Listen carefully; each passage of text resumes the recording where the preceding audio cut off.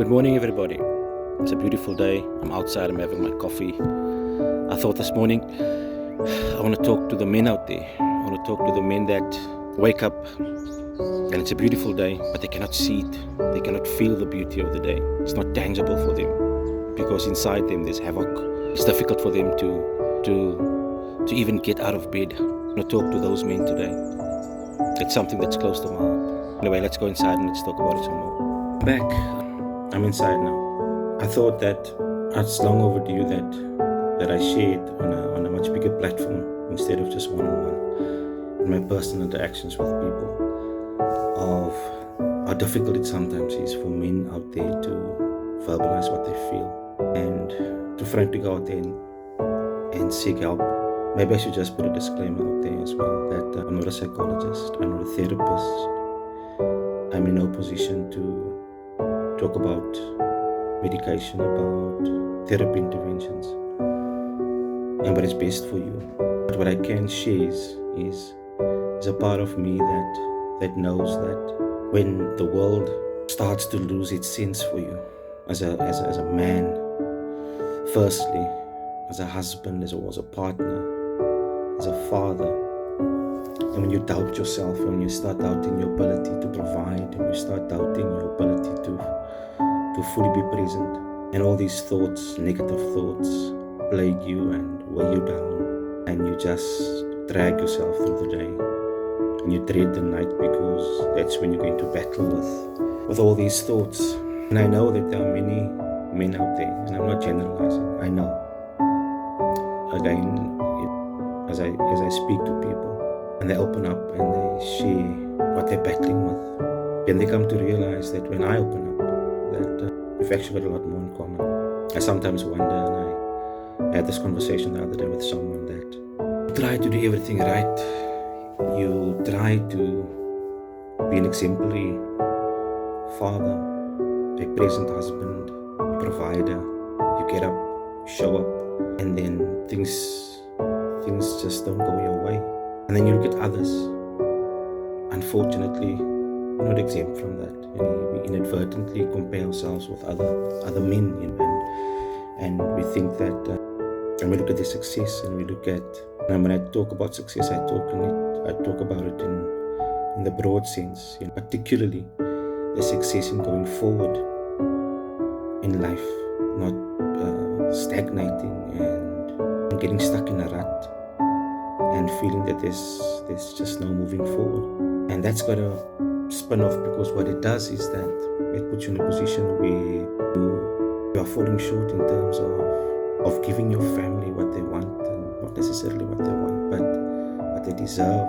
And there are things to be done. Things need to get done. And it's difficult. And then you inadvertently compare yourself with those people, and then you ask these questions. And I think it comes from a place of frustration, obviously. You ask yourself the question, but what more should I do? It even enters the realm of your spiritual life, where you say, but God, I'm trying to do the right thing here. Give me a break. And the answers don't come. You fall back on everything you've heard or what you are hearing out there in terms of be patient. God is not through with you yet. The time will come. When the time is right, God will make it happen. But it's human, fallible. It's human to doubt and to question and to wrestle with God. It's okay. I think what's important is to understand is that it's okay to wrestle, and I think God understands that. It's okay to ask God these questions, because when you internalize your frustration and you keep it down there, it will consume you. A lot of men out there go around not talking about what they're going through. They simply just keep it to themselves, and it weighs you down. It's like carrying rocks in your pocket, I suppose, and you just keep on adding more rocks, and then at the end of the day, you're going to sink. And when that happens, it can leave you in a very bad place.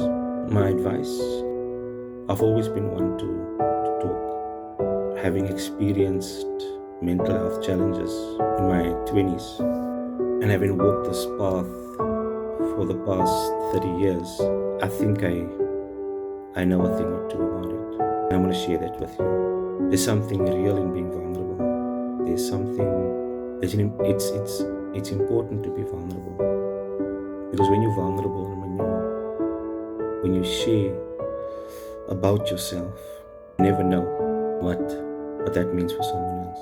It's important that when you don't understand why you feel the way you feel, because remember, your challenges that you have, with all the things that I've mentioned, obviously has got a physiological impact too. Makes it still physically on your health. And then you'll find yourself, you'll go to the doctor and you say to the doctor, listen, I'm struggling to sleep, I'm battling insomnia. And your GP will ask you, so why do you think that's the case? Give you a prescription. But at the end of the day, that's just a symptom of what is going on inside of you. And it's important that you then escalate it with the help of an understanding, caring GP or doctor. It will point you into the right direction in terms of going to see a therapist, of going to see a psychologist, where you can get to the root cause of it and where you can acquire the tools, of how to manage whatever it is that you are facing. Not a lot of men actually do that. They see that as a sign of weakness, going to therapy, talking about your issues. And sometimes those issues are not as clear-cut. Sometimes it runs deep.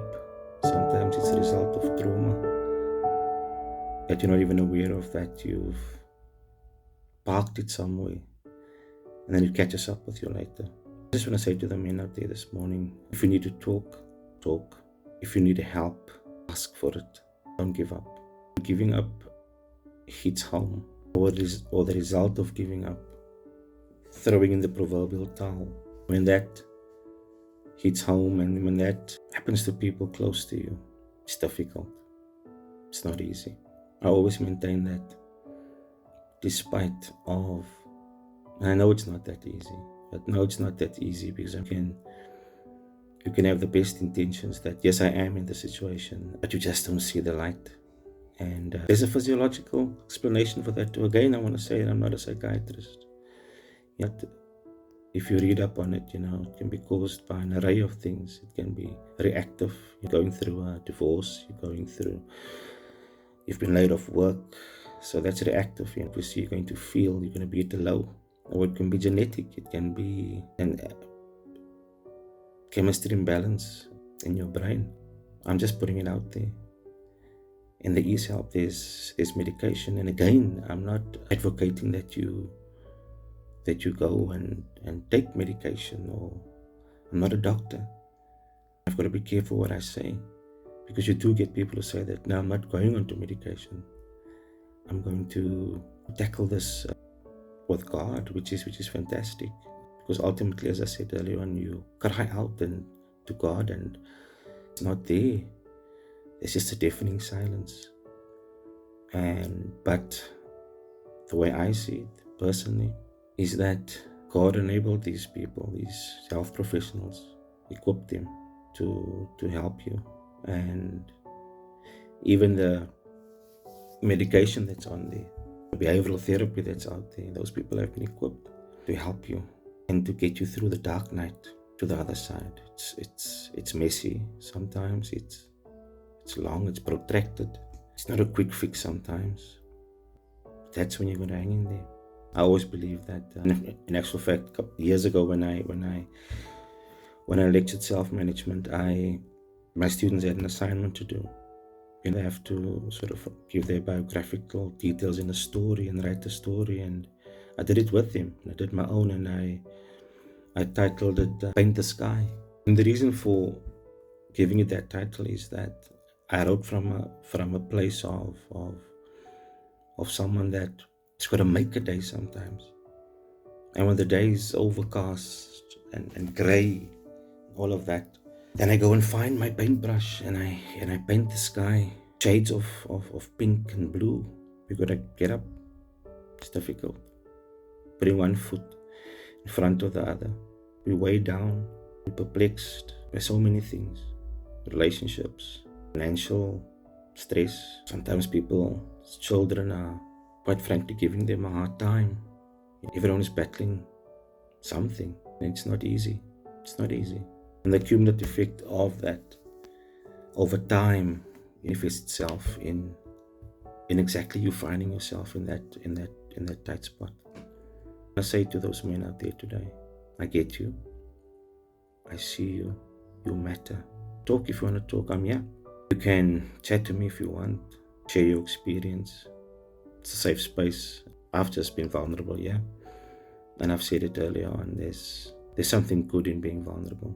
It's not as if you are putting your whole private life out there, but you're talking about it, about something that makes you not understand the world as it is. It puts you in a place where, in as beautiful as the day is out there, you cannot appreciate it.